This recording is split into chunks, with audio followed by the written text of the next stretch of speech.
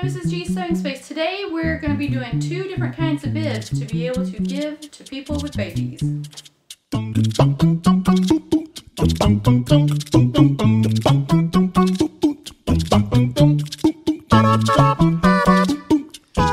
Okay, today we're going to make bibs.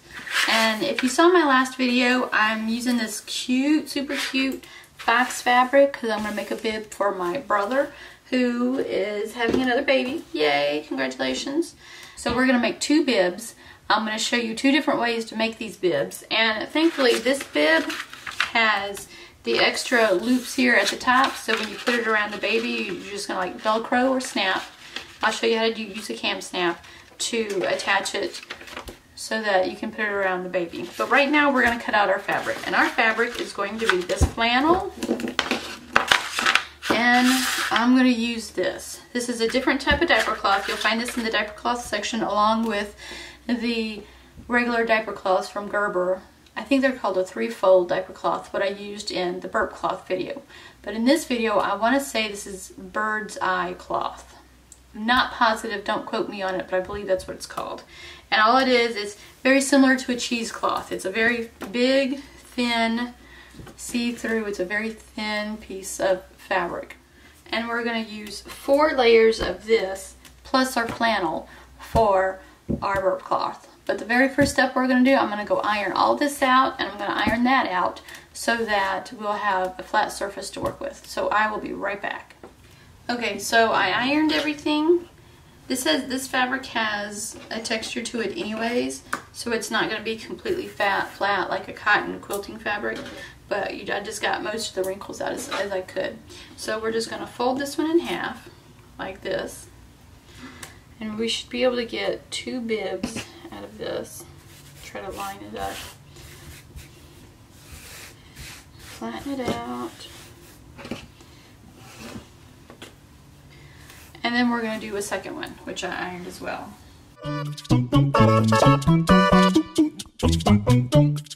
Now all this is absorbent fabric, because you know sometimes you get bibs, and especially when they're first used,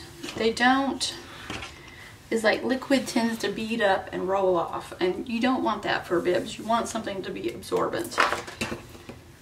So now that I have that, I'll throw that over there. Now try to clean up the space here. Now that we have this, I am going to just make sure I can fit my pattern on it. So I can fit this one, and I can fit this one.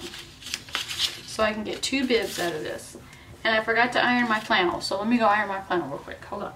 So now that I know how I'm going to lay out my fabric, now I need to cut everything out. And because I'm cutting my flannel out a different way than I'm going to cut out the diaper cloth, I'm just going to shift the diaper cloth to the side and cut out my flannel first. So I'm just going to fold this in half and roll it to the side.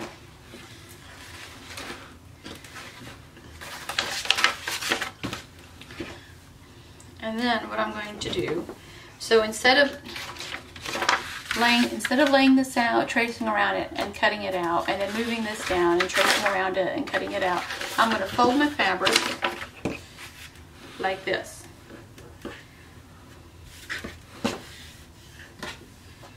So now I'm going to do just a little bit more. There we go.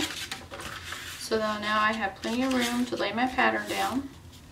So now I'm going to trace around it and cut it out. Now that I'll be able to trace out 2 pieces at one time.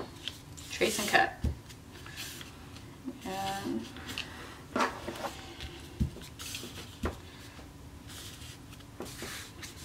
okay, so now I'm going to trace it out and I'm going to cut it out. Now, in the past video, the burp cloth video, and in this video, I'm using a black Sharpie marker to trace around everything. When I cut out my fabric, I do my best to cut off the Sharpie marker, because as you're tracing around it, it adds width to your pattern piece if you don't cut off the Sharpie marker. So when I trace it and then cut it off, I cut off the Sharpie marker marks so that the fabric will be the precise size of my pattern. So let's get that done real quick.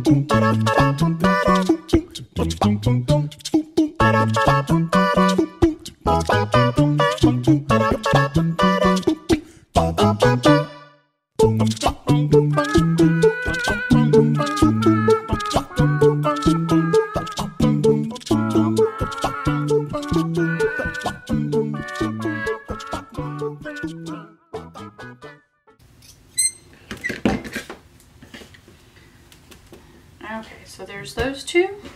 We're going to set that aside.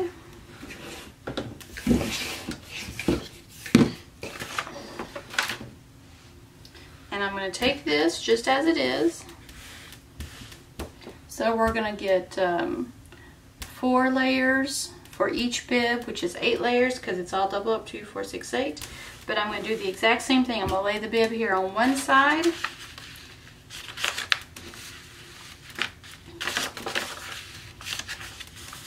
I'm going to trace around it and cut it out.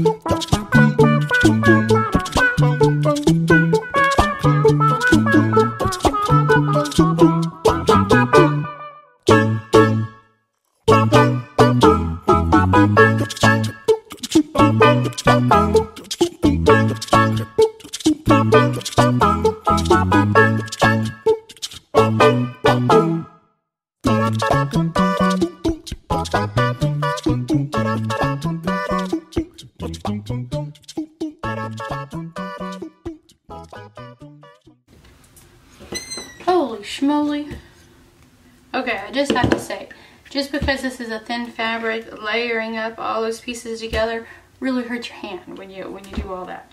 But we got it all cut out. Yay. So now what we're going to do, we're going to separate all this out. So now I'm going to put that away. Separate this.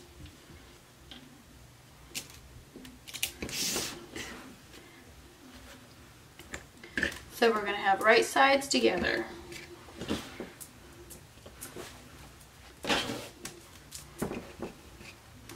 Like this.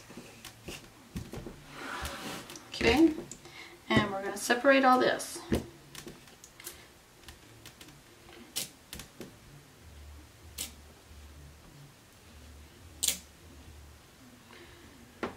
Now remember what I said, we're making 2 bibs, so 4 layers here and 4 layers here.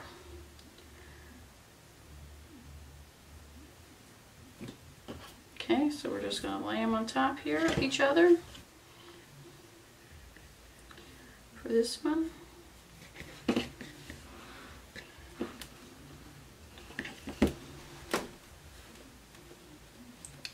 Yeah.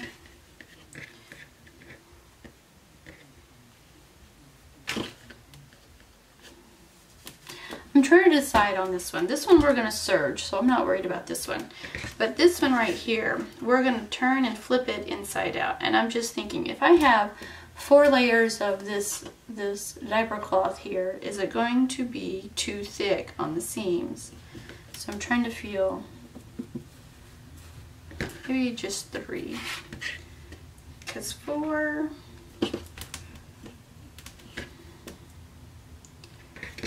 I don't know, 4 is kind of thick.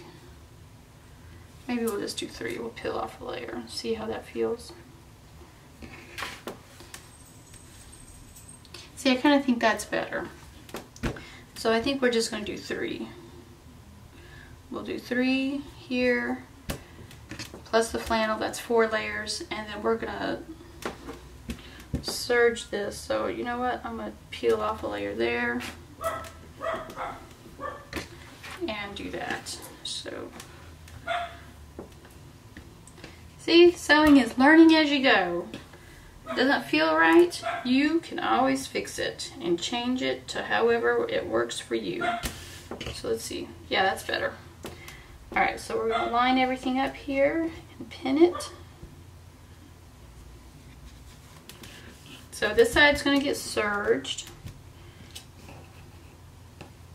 So we want to pin everything back up so it doesn't shift while we serge.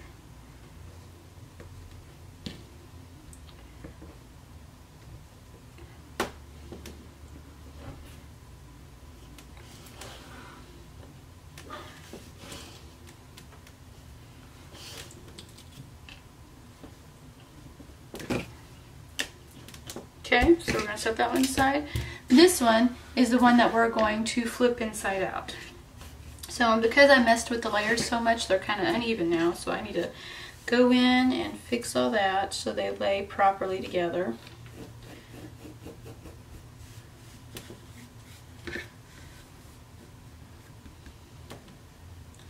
And then make sure it lays properly on top of the flannel.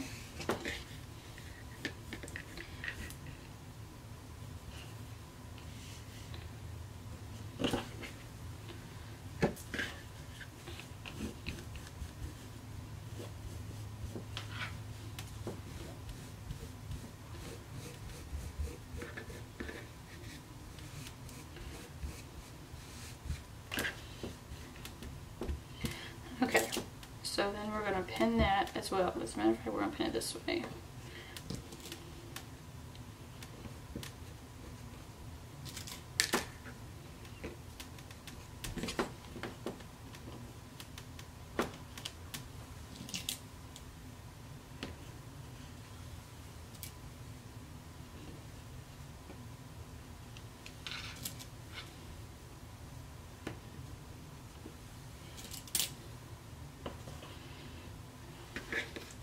And then here at the bottom is where we're going to have our opening to flip things out. So like there and there. Now we will make it there a little wider to be able to flip all that out.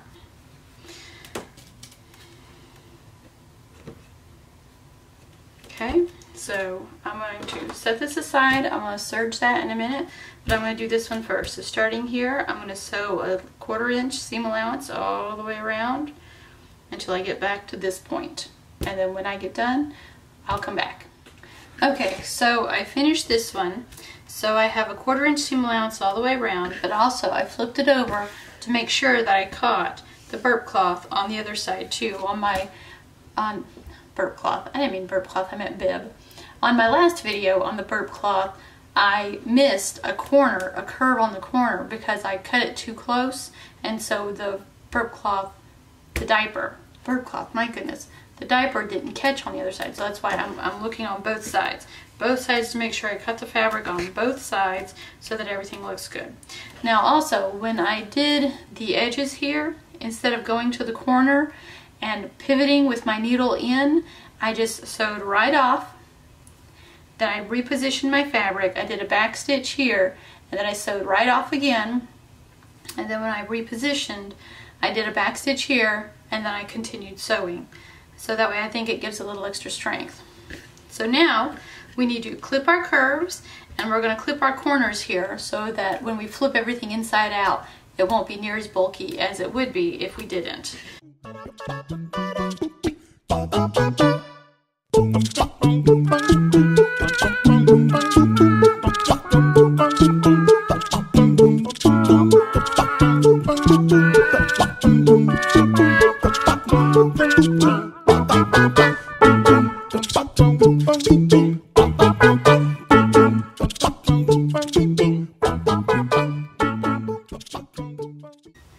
And we're going to trim these corners right here. So right here on the corners, we're going to trim the corners right here, because when you flip it inside out, you're going to have all that extra fabric in there. So if we trim it right there like that, then we get rid of all that extra bulk. So we're going to trim here, and we're also going to trim,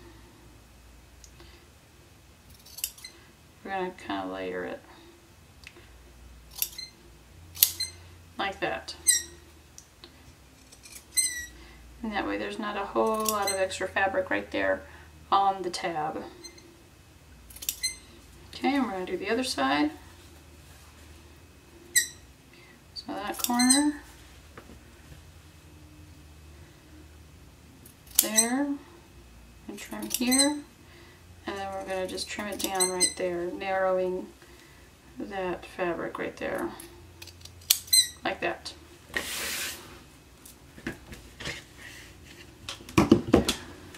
Now once we've got all that done, now we can flip it out, inside out. And if you want, you can trim a little more if you want to. I'm feeling a bit lazy, and because this is for my brother, I'm not worried about it all that much. So I'm just going to go ahead and have everything flip out.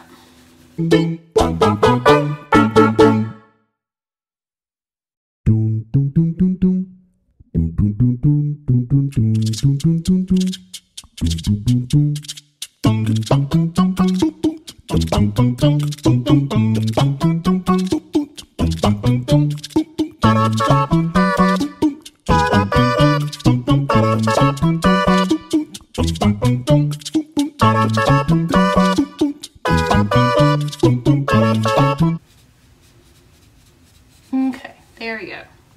So we got that. So now we're going to pop out our seams like this. I'm going to pop out those seams in the middle, like that, like that. So now we're going to go iron this one. We're going to iron it. I'm going to stitch up. I do a hand stitch, ladder stitch right here. I'm going to stitch that up. We're going to iron it flat, and then we're going to do a seam all the way around, 1/4 to 1/8 of an inch, all the way around. And what that does, that tucks in the seam allowances on the inside, captures that so everything stays flat with use. I'm going to do that, and then when I come back, this will be done, or almost done. We still have to add our fastener. So when I come back, this will be almost done, and then we'll get started on this one as well. Okay, so here we go. So here's the first one.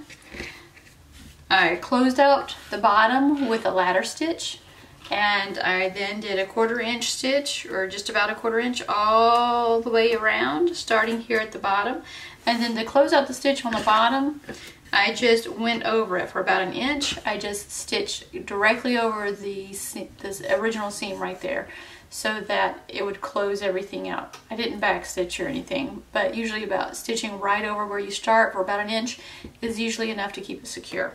So I'm going to set this one aside. We're going to do our fasteners last, and then we're going to do this one. So this is the cheap version, or the simple version, or whatever version you want to call it. And for this one, I'm going to use my sewing machine. So I'm going to use the stitch that's an overcast stitch on my sewing machine so that I can show you guys what that looks like.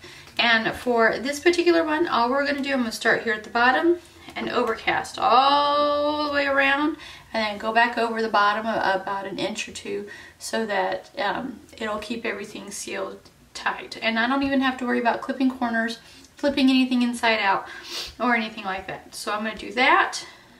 So on my sewing machine, I use the stitch number 12, and it looks kind of like a mountain with an extra mountain on top. Let's see if I can get in without losing focus. And so that's what I use to overcast the bib. So these stitches here are overcast stitches. And so, but this is the one that I use because it does an extra little zigzag at the edge of the fabric right there, so that for anything that frays, like the diaper cloth frays, so I use that stitch to keep it from fraying and give it extra security. Here in my manual, it's called the double over edge stitch, and it gives you the the pattern and the dimensions needed for the stitch and the correct presser foot, and then it gives a brief description of what the stitch is meant to do. And so this is why I chose this stitch to go around the edge of the baby bib. Okay, so here we are done with this one, and you can see it looks a little ragged about, oh wait, I'm gonna move that frame. It might look a little bit ragged around the edges here, but that's because I used the sewing machine to serge the edges, and all you have to do is trim those off. There might be a little frilly things, what are the little threads? There might be little threads after you wash it, but once you trim them all off, it'll look just fine. Can you see the difference between the two? So the reason why this looks so different is because I turned this one, I sewed it and turned this one inside out, so it made everything narrower, so our neck hole's bigger. Whereas this one's the same because all I did was serge the edges, so it's the exact same as the pattern. So they're both decent, but what I'm going to do for both of these, if you know what Velcro is, and I'm assuming that everybody knows what Velcro is, it's a hook and loop tape, which is another term for it. And it's just two pieces. One has fabric loops on it, and the other side has these little plastic hooks. And when they grab on like that, catch and keep everything together, and when you rip them apart, just like that.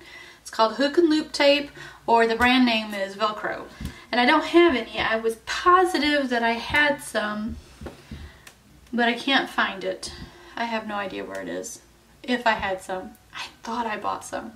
Anyways, that's beside the point. The point is right now we're going to do our fasteners, and our fasteners are going to be cam snaps because I don't have hook and loop tape anymore. So if you saw on my beach sarong tutorial, that's what I used for my fasteners there as well.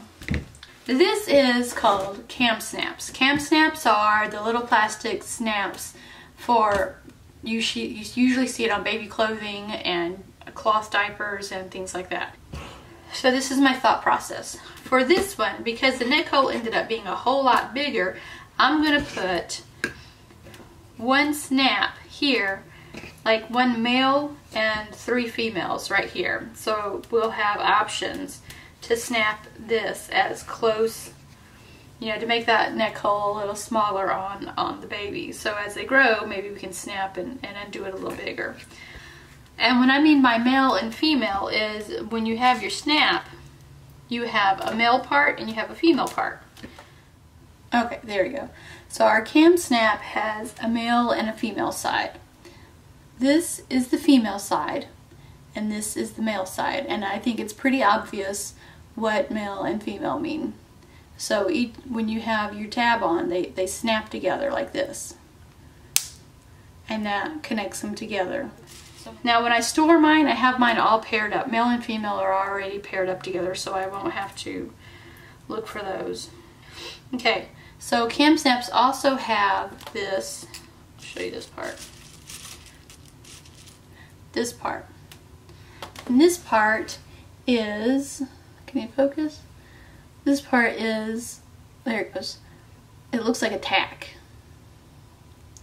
And it goes through the fabric on the other side of the fabric, and you press it together. So the middle part of that tack gets smushed down into the other side, the male or female side of the snap, and that's how it stays there.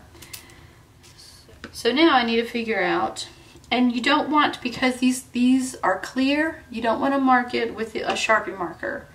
So I'm going to mark these, one right here with a pencil, and we'll do like an inch over, and then we'll do another inch. Yeah, I think that'd be good. Whoops. So this is how you're going to do this. I'm going to do it for this one and for that one. So they give you a awl, which is a sharp pointy metal object, and you need to poke a hole into the fabric where you want the snap to go. Now the female side is going to be on this side, which means the tack is going to go through that hole on the back side. And then you put the matching female side on top. And then you have your snap squisher thing. What's this called? I don't remember what this is called, but it's the snap squisher. So lay it all on top. Make sure you have everything lined up and aligned nicely, and you just squeeze the heck out of it. And you do as much pressure as you possibly can. I'm kind of weak, so I don't have a whole lot of strength there. And there you go. And there's the first one. So you have the tack on the back, and then you have the female side here. So I'm going to do that for these two.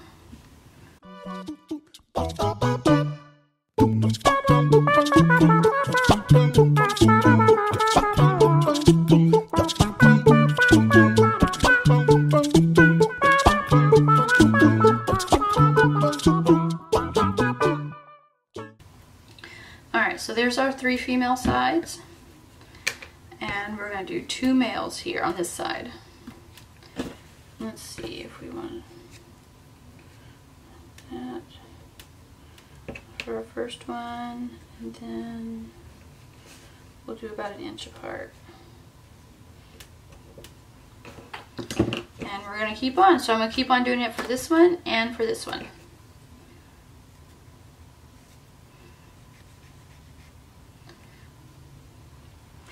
And this one's going to be the opposite because we want our male side to be here. That means our tack goes through the top. And then we're going to put our male side here. So, because we want them to snap like this. Because otherwise they would snap like that and that wouldn't be right. We want them layered like this. So make sure you have your female up on this side, but your male needs to be on the opposite side. Oh wait, can you see that? The male needs to be on the opposite side. So the tack has gone through the top flannel here, and the male side's on this. So we want it to go like this. Okay, now I'm done with this one as well. I actually ended up, instead of doing 3 for the female side, I ended up doing 4, just because I wanted to take up so much space to shrink the neck hole for a small baby. So anyways, so now I have 4 females on this side, and I still have 2 males here, and I have 3 females on this side and 2 males here. So now our bibs are all done. They're all ready to wear, and it's certainly ready to ship out to my brother. So there you go. I hope you enjoyed following me around on making these bibs. Well, I hope you enjoyed learning on how to make bibs. I don't know if I'm going to have a pattern up on my blog. That's usually where I have it. I usually have patterns up on my blog. This is a larger pattern. It's not going to fit on an 8.5 by 12 sheet of paper, so I'm going to have to figure out those details. I may or may not put it up, but if I do, I will definitely let you guys know. Meanwhile, I hope you guys enjoyed making the bibs. I hope you've learned something on cam snaps. And just to let you guys know, if you don't have cam snaps, I had cam snaps, use Velcro. I didn't have any Velcro. I got stuck. I almost ran out to the store to get some, but I got lazy. I'm just saying. So anyways, use Velcro if you don't have cam snaps. It's certainly simple. You just sew on a square and match the hook and eye to the other side.